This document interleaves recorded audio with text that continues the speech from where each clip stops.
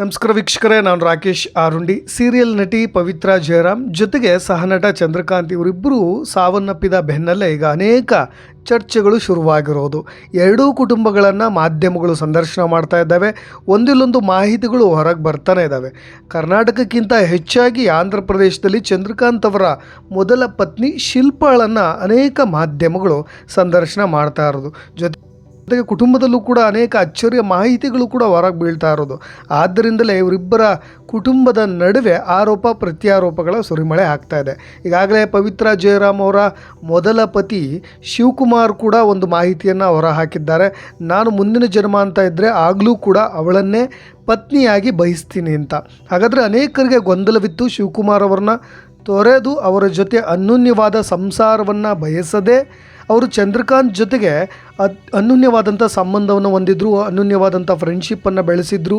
ಹಾಗಾಗಿಯೇ ಲಿವಿಂಗ್ ಟುಗೆದರ್ನಲ್ಲಿದ್ದೆ ಎರಡನೇ ಮದುವೆಯಾಗಲಿಕ್ಕೂ ಕೂಡ ಸಿದ್ಧರಾಗಿದ್ದರು ಅನ್ನೋದು ಅನೇಕರ ವಾದ. ಅದಕ್ಕೆ ಪುಷ್ಟಿ ನೀಡುವಂತೆ ಇನ್ಸ್ಟಾಗ್ರಾಮ್ನಲ್ಲಿರೋ ಪೋಸ್ಟ್ಗಳು, ಅವರಿಬ್ಬರ ಸಲಿಗೆಯ ಫೋಟೋ, ಹೆಗಲ ಮೇಲೆ ಕೈ ಹಾಕಿರೋದಿರ್ಬೋದು, ಜೊತೆಗೆ ತಬ್ಬಿಕೊಂಡಿರೋ ಫೋಟೋಸ್ಗಳಿರ್ಬೋದು, ಎಲ್ಲವೂ ಕೂಡ ಅದನ್ನೇ ಸೂಚನೆ ಕೊಡ್ತವೆ.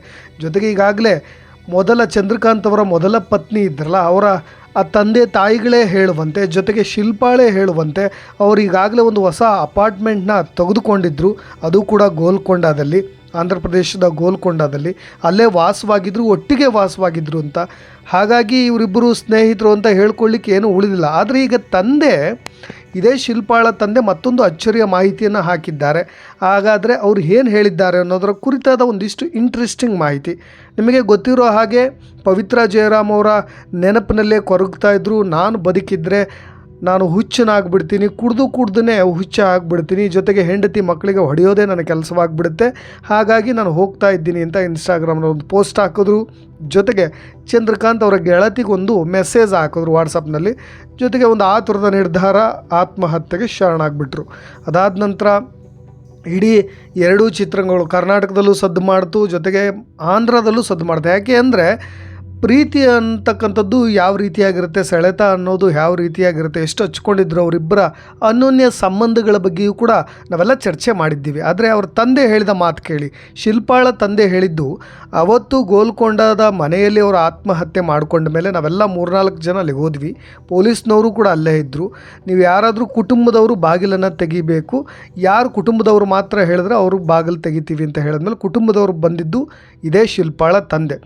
ಅವರು ಬಾಗಿಲನ್ನು ತೆಗೆದಾಗ ಮೊದಲು ಪ್ರತ್ಯಕ್ಷದರ್ಶಿಯಾಗಿದ್ದೇ ಶಿಲ್ಪಾಳ ತಂದೆ. ಹಾಗಾಗಿ ಅವ್ರು ನೋಡಿದಾಗ ಅವ್ರ ಕಾಲಿಗೆ ಕಟ್ಟಿತ್ತಂತೆ. ಸೊ ಹಾಗಾಗಿ ತಂದೆ ಈಗ ಅನೇಕ ಮಾಧ್ಯಮಗಳ ಮುಂದೆ, ಆಂಧ್ರ ಪ್ರದೇಶದ ಹಲವು ಮಾಧ್ಯಮಗಳ ಮುಂದೆ ಹೇಳಿದ್ದಾರೆ, ಅದು ಆತ್ಮಹತ್ಯೆ ಅಲ್ಲ, ಅದು ಹತ್ಯೆ.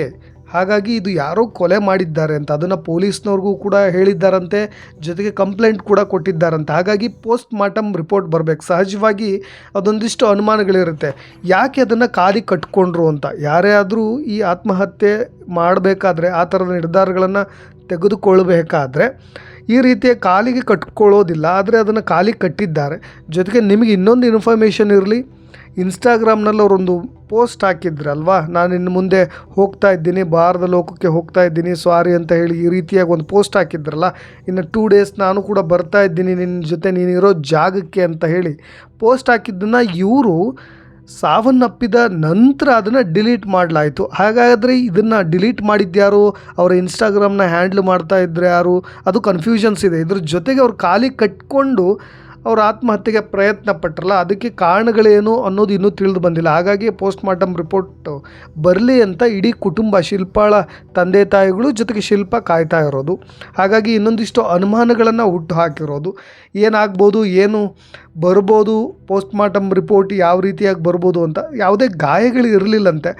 ಜೊತೆಗೆ ಇದೇ ಕುಟುಂಬಕ್ಕೆ, ಶಿಲ್ಪಾಳ ಕುಟುಂಬಕ್ಕೆ ಆತ ಒಂದಿಷ್ಟು ದುಡ್ಡು ಕೊಡ್ತೀನಿ ಅಂತಲೂ ಕೂಡ ಹೇಳಿದ್ನಂತೆ. ಜೊತೆಗೆ ನಾನು ಇನ್ನು ಮುಂದೆ ಇರೋದಿಲ್ಲ, ನಾನು ಕೂಡ ಸಾವನ್ನಪ್ತೀನಿ, ಭಾರತ ಲೋಕಕ್ಕೆ ನಾನು ಹೋಗ್ತೀನಿ ಅಂತ ಹೇಳಿ ತಂದೆ ತಾಯಿಗೆ ಮಾಹಿತಿಯನ್ನು ಕೊಟ್ಟು, ಜೊತೆಗೆ ಮಕ್ಕಳನ್ನು ತುಂಬ ಚೆನ್ನಾಗಿ ನೋಡ್ಕೊ ಅಂತ ಇದೇ ಚಂದ್ರಕಾಂತ್ ಹೇಳಿದ್ನಂತೆ.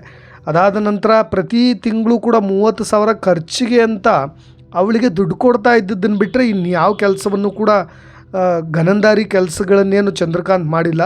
ನನ್ನ ಮಗನ ಸಾವಿಗೆ, ನನ್ನ ಅಳಿಯನ ಸಾವಿಗೆ ನೇರ ಹೊಣೆ ಪವಿತ್ರ ಜಯರಾಮ್.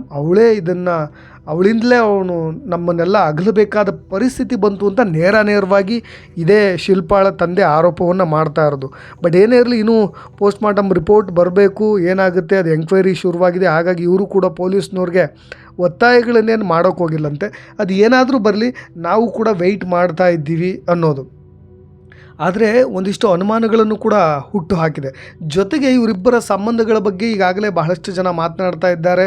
ಮೊದಲ ಪತಿಯ ಜೊತೆಗೆ ಸಂಬಂಧ ಸರಿ ಇರಲಿಲ್ಲ, ಹಾಗಾಗಿ ಇವರು ಅಲ್ಲೋಗಿ ಸೆಟ್ಲಾದರು ಅಂತ. ಆದರೆ ಇದೆಲ್ಲದರ ನಡುವೆ ಮತ್ತೊಂದು ಅಚ್ಚರಿಯ ಮಾಹಿತಿಯನ್ನು ಹೊರಗೆ ಬಿಟ್ರಲ್ಲ ಶಿವಕುಮಾರ್.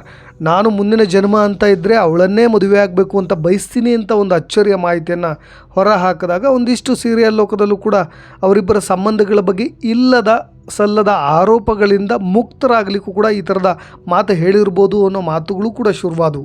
ಜೊತೆಗೆ ಇದೇ ಮೊದಲ ಪತಿ ಶಿವಕುಮಾರ್ ಮತ್ತು ಪವಿತ್ರ ಜಯರಾಮ್ ಅವರ ಮಕ್ಕಳಿದ್ದರು, ಪ್ರಜ್ವಲ್ ಮತ್ತು ಇನ್ನೊಬ್ಬಳು ಮಗಳು. ಅವರು ಕೂಡ ಆರೋಪಗಳನ್ನು ಮಾಡಿದ್ರು. ಶಿಲ್ಪಾಳು ಹೇಳೋದೆಲ್ಲ ಸುಳ್ಳು, ಅವರಿಬ್ಬರ ಮಧ್ಯೆ ಇದ್ದಿದ್ದು ತುಂಬ ಒಳ್ಳೆಯ ಫ್ರೆಂಡ್ಶಿಪ್, ಉತ್ತಮ ಸ್ನೇಹ ಸಂಬಂಧ ಅಷ್ಟೇ, ಅದಕ್ಕಿಂತ ಹೆಚ್ಚಿನದಾಗಿ ಏನು ಬೇರೆ ಇರಲಿಲ್ಲ. ಶಿಲ್ಪಾ ಅವರು ನಮ್ಮ ತಾಯಿಯ ಮೇಲೆ ಈ ರೀತಿಯಾಗೆಲ್ಲ ಆರೋಪ ಮಾಡ್ತಾ ಇದ್ದಾರಲ್ಲ, ಅದು ಸರಿ ಇರೋದಿಲ್ಲ. ನಾವು ಕೂಡ ಮಾತಾಡ್ಲಿಕ್ಕೆ ಬರುತ್ತೆ, ನಮ್ಮ ಹತ್ರ ಪ್ರೂಫ್ ಇದೆ, ನಾನು ಮಾತನಾಡಲಿಕ್ಕೆ ಸ್ಟಾರ್ಟ್ ಮಾಡಿದ್ರೆ ಇದಕ್ಕಿಂತ ಹೆಚ್ಚಿನದಾಗಿ ಮಾತನಾಡ್ತೀನಿ ಅಂತಲೂ ಕೂಡ ಒಂದು ಕಡೆ ಪ್ರಜ್ವಲ್ ಕೂಡ ಸಿಟ್ಟಿಗೆದ್ದಿದ್ದು, ಜೊತೆಗೆ ಕುಹಕದ ಮಾತಾಡಿದ್ದು, ಜೊತೆಗೆ ಕೋಪವನ್ನು ಹೊರಹಾಕಿದ್ದು ಕೂಡ ಕೇಳಿಬಂತು. ಆದರೆ ಶಿಲ್ಪಾ ಅವರು ಹೇಳಿದ ಹಾಗೆ ಯಾವುದು ಸರಿ ಯಾವುದು ತಪ್ಪುಗಳು ಅನ್ನೋದರ ಚರ್ಚೆ ಶುರುವಾಗುವ ಬೆನ್ನಲ್ಲೇ ಆಂಧ್ರ ಪ್ರದೇಶದ ಮಾಧ್ಯಮಗಳಲ್ಲಿ ಈ ರೀತಿಯಾದಂಥ ಚರ್ಚೆ ತಾರಕಕ್ಕೆ ಏರಿರೋದು. ಹಾಗಾದರೆ ಇವರಿಬ್ಬರ ಪ್ರೀತಿಯನ್ನು ನಾವೆಲ್ಲರೂ ಕೂಡ ಅಲ್ಲಗಳೆಯುವಂತಿಲ್ಲ, ಜೊತೆಗೆ ಅದನ್ನು ಅಳತೆ ಮಾಡುವ ಹಾಗಿಲ್ಲ. ಆದರೆ ಈ ಮೊದಲ ಪತ್ನಿ ಇದ್ರಲ್ಲ ಶಿಲ್ಪಾ ಅವ್ರನ್ನ ತುಂಬ ಹಚ್ಕೊಂಡಿದ್ದೇನಿಲ್ಲ ಅವರು, ಜೊತೆಗೆ ಮಕ್ಕಳಿಗೂ ಕೇರ್ ಮಾಡಿದ್ದಿಲ್ಲ, ದಿನ ಪ್ರತಿನಿತ್ಯ ಹೊಡೆಯೋದೇ ಮಾಡ್ತಾಯಿದ್ರು. ಅವಳ ಜೊತೆ ಅವರ ಸಂಘ ಹೇಗಿತ್ತು ಅಂದರೆ ತನ್ನ ಮಕ್ಕಳ ಎದುರಿಗೆ ಬೆಡ್ರೂಮಿಗೆ ಹೋಗಿ ಇಬ್ಬರು ಸರಸ ಸಲ್ಲಾಪಗಳನ್ನು ಮಾಡ್ತಾಯಿದ್ರು ಅನ್ನೋ ರೀತಿಯಾಗೆಲ್ಲ ಶಿಲ್ಪಾ ಅವರು ಆರೋಪ ಮಾಡಿದ್ರು. ಜೊತೆಗೆ ಒಂದಿಷ್ಟು ಕಮೆಂಟ್ಸ್ಗಳು ಕೂಡ ಹಾಗೆ ಬರ್ತಾ ಇರೋದು, ಅವರು ಮಾಡಿದ ಪಾಪವನ್ನು ಅವರೇ ತಿಂದುಬಿಟ್ರು, ಹಾಗಾಗಿ ಕರ್ಮ ಪಾಪ ಪುಣ್ಯ ಫಲಗಳೆಲ್ಲ ಮುಂದಿನ ಜನ್ಮಕ್ಕೆ ಏನು ಕ್ಯಾರಿ ಆಗಲ್ಲ, ಇದೇ ಜನ್ಮದಲ್ಲಿ ನಾವೆಲ್ಲರೂ ತಿನ್ನಬೇಕಾಗುತ್ತೆ ಅನ್ನೋ ರೀತಿಯಾಗಿ ಅದೇ ಶಿಲ್ಪಾಳು ಮಾಧ್ಯಮಗಳ ಮುಂದೆ ಮಾತನಾಡ್ತಾ ಇರೋದು. ಬಟ್ ಎನಿಹೌ ಒಂದಿಷ್ಟು ಕ್ಲಾರಿಟಿ ಸಿಕ್ತು. ಒಂದು ಕಡೆ ಇದೇ ಮೊದಲ ಪತಿ ಶಿವಕುಮಾರ್ ಪವಿತ್ರ ಜಯರಾಮ್ ಅವ್ರ ಜೊತೆ ನಾನು ತುಂಬ ಚೆನ್ನಾಗಿದ್ದೆ ಅನ್ನೋ ಸಂಬಂಧದ ಬಗ್ಗೆ ಮಾತನಾಡೋದು. ಇತ್ತ ಪತ್ನಿಯಾಗಿರ್ತಕ್ಕಂಥ ಚಂದ್ರಕಾಂತ್ ಅವರ ಪತ್ನಿಯಾಗಿರ್ತಕ್ಕಂಥ ಶಿಲ್ಪಾ ಒಂದಿಷ್ಟು ಆರೋಪಗಳ ಸುರಿಮಳೆನೇ ಮಾಡಿದ್ರು. ಜೊತೆಗೆ ಅವ್ರ ತಂದೆ ತಾಯಿಗಳು ಈಗ ಇದು ಆತ್ಮಹತ್ಯೆ ಅಲ್ಲ ಹತ್ಯೆ ಅನ್ನೋದನ್ನು ಹೇಳ್ತಾ ಮತ್ತು ಇದಕ್ಕೊಂದಿಷ್ಟು ಪ್ರಶ್ನೆಗಳನ್ನು ಹುಟ್ಟು ಹಾಕಿದ್ದಾರೆ. ಏನೆಲ್ಲ ಆಗ್ಬೋದು, ಇನ್ನು ಪೋಸ್ಟ್ಮಾರ್ಟಮ್ ರಿಪೋರ್ಟ್ ಬರಬೇಕಾಗಿರೋದ್ರಿಂದ ಎಲ್ಲರೂ ಕಾಯಬೇಕಾಗಿದೆ. ಬಟ್ ಇದು ಏನಾಗುತ್ತೆ, ಇದು ಸತ್ಯವಾ ಸುಳ್ಳ ಅನ್ನೋದನ್ನು ನಾವೆಲ್ಲರೂ ಕೂಡ ವೆಯ್ಟ್ ಮಾಡಬೇಕು. ಬಟ್ ಆದರೆ ಎರಡೂ ಕುಟುಂಬಗಳು ಈಗ ಆರೋಪಗಳನ್ನು ಮಾಡ್ತಾ ಕೂರೋ ಸಮಯವಲ್ಲ. ಎರಡೂ ಕುಟುಂಬಗಳ ಮಕ್ಕಳು ಕೂಡ ಚೆನ್ನಾಗಿರಬೇಕು, ಸುಖವಾಗಿರಬೇಕು, ಎಲ್ಲವನ್ನ ಮರೆತು.